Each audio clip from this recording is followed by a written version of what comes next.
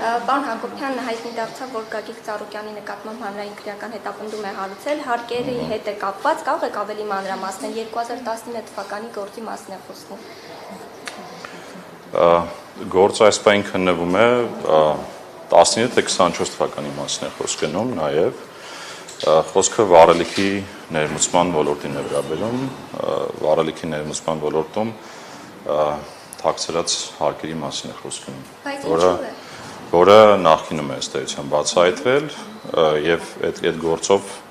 հիմա վաղուց քրեական գործ կա հարուցված եւ այդ քրեական գործի քննության արդյունքում եկել է մի կետի մեր քննչական կոմիտեն, որ այդ գործողության անհրաժեշտությունն է առաջացել։ Զուգադիպություն է, որ հենց ընտրություններից հետո եկա կետին։ Չեմ կարծում այդպիսի զուգադիպություն կա, ցանկացած քրեական գործ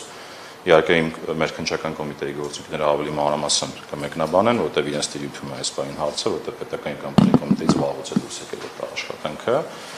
եւ բնական է, որ որոշակի հասունության ժամանակ լինում են նաեւ նմանատիպ գործողություններ։ Բայց այդուհանդերձ Գագիկ Ծառուկյանը նշում է, որ ինքը այդ ժամանակ եւ նաեւ հիմա ինչ-որ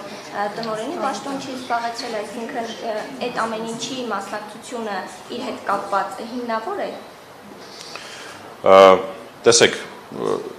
այսպես է, մենք ինչ ենք անում, մենք սովորաբար երբ բացահայտում ենք խնդիրը,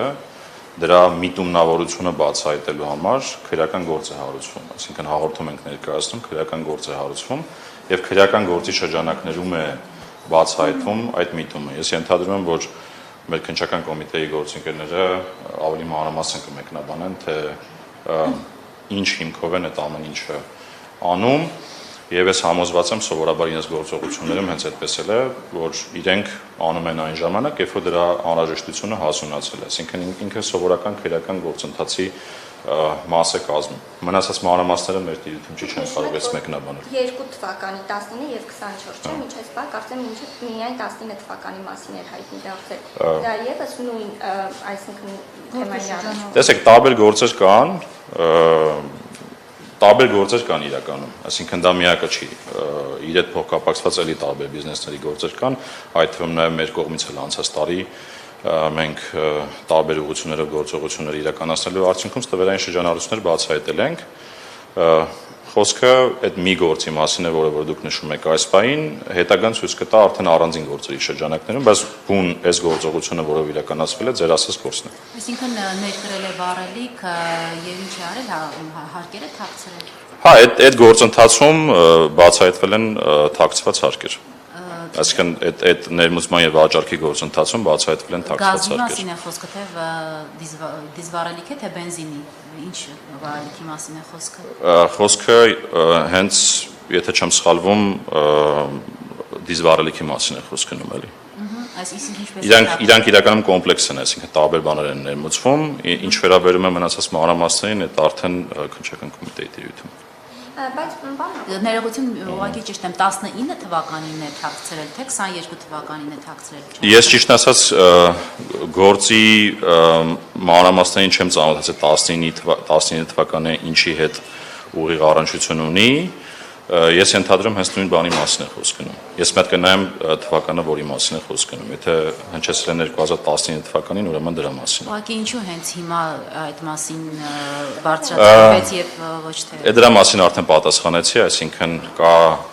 որոշակի հասունություն եւ նորմալ է, որ քննչական կոմիտեն նմանատիպ գործողություններ իրականացնում։ Պարզապես պարոն Հակոբյան, ընդդիմությունն ասում է, որ դիտավորյան են անում այս հետընտրական շրջանում, քանի որ կախված է նաեւ վճռորոշ դեր ունի ԲՀԿ-ի խորհրդարանացների չանցնելու հարցը, եւ դա է պատճառը, որ միայն հիմա սկսեցին այսպես ասած ուսումնասիրել վերհանել այդ գործը։ Ես ճիշտ ասած դիտավորության մասին մեկնաբանություն չեմ կարող տալ, չեմ կարծում, որ նման բան կա, ոնց որ մեկնաբանեցի։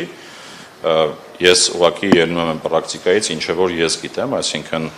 իմ գործունեության շրջանակներում, երբ որ մենք հաղորդումներ ենք ներկայացնում, քրեական գործեր են հարուցվում, այդ քրեական գործերի շրջանակներում տարբեր փուլերում տարբեր գործողություններ կարող են իրականացվել, այդ թվում նաև պետական եկամուտների կոմիտեի հետ համագործակցությամբ, եւ բնական է, որ ինչ-որ մի պահի այդպիսի գործողություն իրականացվում։ Բայց Նիկոլ Փաշինյանը քարոզարշավի ընթացքում սպառնում էր, ասում էր բանտ է նստելու պատերազմի եռագլուխ կուսակցությունը։ Նաև նկատի ունենալով ըստ էության Գագիկ Ծառուկյանին, արդյոք սա չենք կարող դիտարկել նրա հայտարարության համատեքստում։ Ըստ էության Հանրապետության վարչապետը երբ որ ինչ-որ հայտարարություններ անում է, ակնհայտ է, որ գիտի որոշ գործեր, որոնք կարող են նման արդյունքի հանգեցնել։ Եվ բնական է, որ վարչապետը նմանատիպ բաներ ասելուց ինքը տեղյակ է, ծանոթ է գործերին եւ նմանատիպ հայտարարությունները բնական է։ Հիմա տեսվածներ հարմար առիթի։ Չէ, տեսեք, կա հասունության որոշակի շրջան, այսինքն առաջի անգամ չենք խոսում մենք դրա մասին, մենք պարբերաբար այդ խնդիրներից խոսում ենք, մենք խոշոր դեպքերի մասին եթե հետևեք եւ մենք եւ քննչական կոմիտեն պարբերաբար այդ հրապարակումները անում են եւ խոսում են, օրինակ, այսինչ բիզնեսում այս խնդիրը կա, այսինչ բիզնեսում այս խնդիրը կա, կամ բացահայտվել է բավական խոշոր չափերի սվերային շրջանառություններ, սա դրանցից մեկն է պարզապես, ու բնական է, որ Հանրապետության վարչապետը բոլոր աշխատանքներից եւ բոլոր գործերից տեղյակ է լինում։ Եվ օրինակ, երբ որ հասունանում է, որ օրինակ հայտարարության անհրաժեշտությունը կա, պարզ է, Հանրապետության վարչապետը կարող է նմանատիպ հայտարարություն անել։ Որոնց ընթացք չեք տալիս եւ երբ որ տվյալ անձը քաղաքական ակտիվություն է ցուցաբերում, արդեն այդ գործերը ջրի երես են։ Չէ, տեսեք, եթե քաղաքական նպատակահարմարությունից ելնելով, եթե դուք ասում եք 21 թվական, 24 թվական, ինչու է դեպքում 26 թվականին գործը հարուցվեց։ Շատ այդպիսի գործեր կան, որոնք երկար են տևում, որովհետեւ տեսեք հանցավորության միտումնավորությունը կամ թաքցնելու միտումնավորությունը բացահայտելը կան գործեր բավական երկար են տևում։ Անկեղծ կան գործեր, հիմա էլ կան գործեր, որոնք օրինակ 4-5 տարի ուսումնասիրվում են եւ քննչական կոմիտեն ավելի մանրամասն կպատասխանի, թե ինչու է հենց հիմա հասունացել այդ պահը։ Ես նկարագրեցի զուտ քննչական գործողությունների տրամաբանությունը, որոնք որ տեղի ունենում ըստ իմ պրակտիկայի։ Հարկերի մասով հնարավոր է այլ քաղաքական ակտիվություն ցուցաբերող ընդդիմադիր լիդերների նկատմամբ նորից գործեր հարուցեն կամ դուք տեղյակ եք, որ կան նման գործեր, որոնք առաջիկայում հայտնի կդառնա հասարակությանը։ Ինչը որ հայտնի կդառնա, պատկան կառույցները արդեն դրա մասին կխոսեն, ինչ վերաբերում է մեզ, մեր գործողություններում այն բոլոր սուբյեկտները, տեսեք, անձի մասին չի խոսքը, այսինքն մենք տնտեսվարող սուբյեկտին ենք ուսումնասիրում եւ եթե տվյալ անձը կապ ունի այդ գործունեության հետ կամ օրինակ դրա տնօրենն է, դրա սեփականատերն է, բարձր ուղղակի կամ անուղղակի ձևով առնչություն ունի այդ գործունեության հետ։ Հիմա մեր թիրախը, հարկային վարչարության թիրախը կամ օպերատիվ հետախուզական միջոցառումների թիրախը սուբյեկտներն են։ Հիմա կան այդպիսի գործեր, որոնք արձանագրվել են, որոնք առաջիկայում բոլոր ուղղություններով էլ կան, այսինքն եկեք չանձնավորենք, բոլոր ուղղություններով էլ կան գործողություններ ու այստեղ քաղաքական էլեմենտը բացարձակ կապ չունի, այսինքն մենք ընդ որում նշեմ, որ մենք ռիսկերով ենք գործում։ Ինչ ենք անում, մենք տարբեր ոլորտների ռիսկերը վերհանելով գործում ենք ռիսկային տնտեսվարողների ուղղությամբ։ Եվ այո, կան տնտեսվարողներ, որոնք առնչություն ունեն իրենց հետ, կան տնտեսվարողներ, որոնք չունեն առնչություն իրենց հետ, եւ այդ խոշոր գործերի մեջ եւ իրենք էլ կան եւ տարբեր մարդիկ էլ կան։ ներկայացրածների մասով կան։ Կան տարբեր գործեր, որոնք ժամանակին հաղորդումներ են ներկայացված եղել ու քննչական մարմինները եթե նոր գործողություններ կոնկրետ այս ներկայի դրությամբ 3 միակ բանի մասին որ խոսել ենք, մենք ենք վերջի ամիսների ընթացքում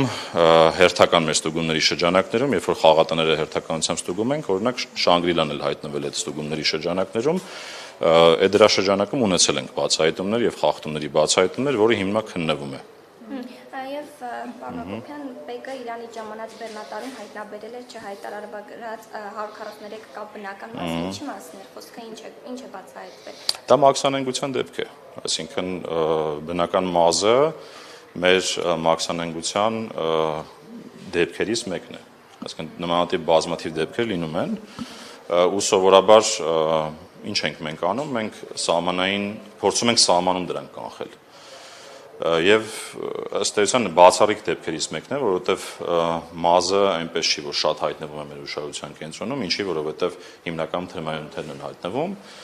եւ այդ առումով ուղղակի հերթական մաքսանենգության դեմ պայքարի արդյունավետ գործողությունների հետևանք է։ Եվ ապրանքների արտահանման մասով ինչ կարող եք ասել։ Ասեք, ինչ հարցը ինչումն է, ես ասեմ։ Արտահանման ծավալների մասով, փոխհատուցման սահմանաչափերի մասով։ մի քիչ պիտի երևի ավելի կոնկրետացնեք, հատկապես ինչ է նկատի ունեք, հա։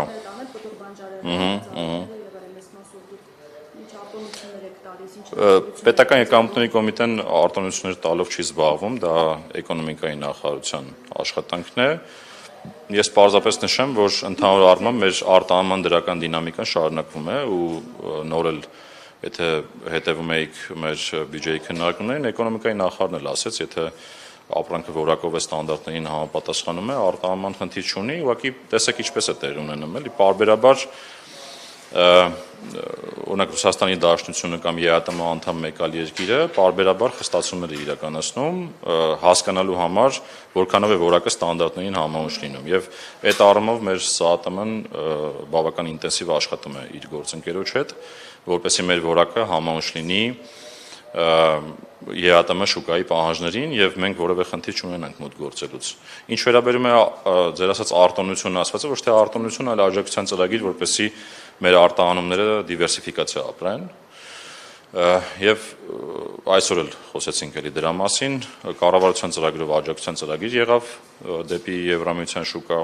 արտահանելուց, այսօր էլ եւս մեկը կառավարության նիստում պիտի քննարկվեր, կարծում դրան էլ հետևած կլինեք, այսինքն այս շարքը շարունակում է նույն նրա համար, որ մեր արտահանումը ապրի դիվերսիֆիկացիա, որը կարծում եմ տնտեսության զարգացման ու կայուն զարգացման տեսանկյունից կարևոր քայլ է կառավարության կողմից։ Սա է ճանապարհը։ Եվ ավելին երեք ես նաև խոսել եմ դրա մասին, որ մենք էլ մեր մասով փորձում ենք մաքսային գործընթացները հնարավորինս այնպես դարձնել բոլոր ուղղություններով, որ մեր արտանողները որևէ խնդրի չհանդիպեն մաքսային վարչարության մասով եւ եթե տեղյակ եք վերջերս մենք Եվրամիությունում կցորդենք նաեւ նշանակել, որը առաջիկա օրերին կանցնի աշխատանքի եւ այնտեղի հետ կապված հարցերով էլ մաքսային վարչարության հարցերով նաեւ ինքը ինտենսիվ կզբաղվի։ Շատ են լինում ձեզ գործարանները, չգիտեմ ովքեր որ արտահանումով են զբաղված։ Օգնելու այդ վարչարության հարցերը եթե բնական է, եթե խոսքը մաքսային համակարգի մասին է, դիմում են պետական եկամուտների կոմիտեին կամ մաքսային մարմնին։ Հատկապես, բայց մենք փորձում ենք օգնության, որ ասեք ինչ օգնություն նկատի ունեք։ Փաստաթղթերի հետ կապված շատ դիմել ասածը մենք ինչ ենք անում, մեր քաղաքականությունը հետեւյալն է մաքսային ոլորտում։ Մենք որևէ բան, որ արտաքին շուկաներում փոխվում է, հատկապես ԵԱՏՄ-ում որ փոխվում է, մենք նախորդ տեղեկացնում ենք։ Օրինակ նույն ԵԱՏՄ-ում եւ Ռուսաստանում որոշակի փոփոխություններ եղան վերջին շրջանում, դրանք բոլորը մեր համակարգերով շատ օպերատիվ ձևով ծանուցում ենք, այդ ծանուցման արդյունքում էլ իրենք տեղակ են լինում, որ կա այսպիսի պահանջներ այդ շուկաները մոտ գործելիս եւ երբ որ իրենք խնդիր են ունենում, իհարկե օպերատիվ աշխատանք ենք տանում մեր նաեւ մաքսային տարբեր երկրների գործընկերների հետ, որպեսզի ավելորդ բյուրոկրատական քաշքշուկների չհանդիպեն այդ փաստաթղթերը ներկայացնելիս։ Նկատի ունեմ անակնկալի չեն գալիս, որ ինչ-որ մի բան պակաս է եւ շտապ պետք է արտահանել, բայց այդ թուղթը իրականում տեսեք, տարբեր բիզնեսմեններ կան։ Մենք մեր առավելագույնը անում ենք, անկեղծ ասած, այսինքն մենք չկա այնպիսի կարգավորում, որը ուժի մեջ է մտնում եւ դա չի կոմունիկացվում կամ չի ծանոթվում մեր արտահանողին կամ ներմուծողին։ Այլ հարց է, որ լինում են արտահանողներ, որ ներմուծողներ, որոնց փաստաթղթային փաթեթները միշտ չի որ ամբողջական են լինում եւ դրա պատճառով երբեմն հանգում են խնդիրների։ Բայց թող ես ուղղակի հայտարարում եմ ամենայն պատասխանատվությամբ, որ մենք միշտ բաց ենք ցանկացած մաքսային խնդրով աջակցելու մեր բոլոր արտահանողներին եւ բոլոր ներմուծողներին։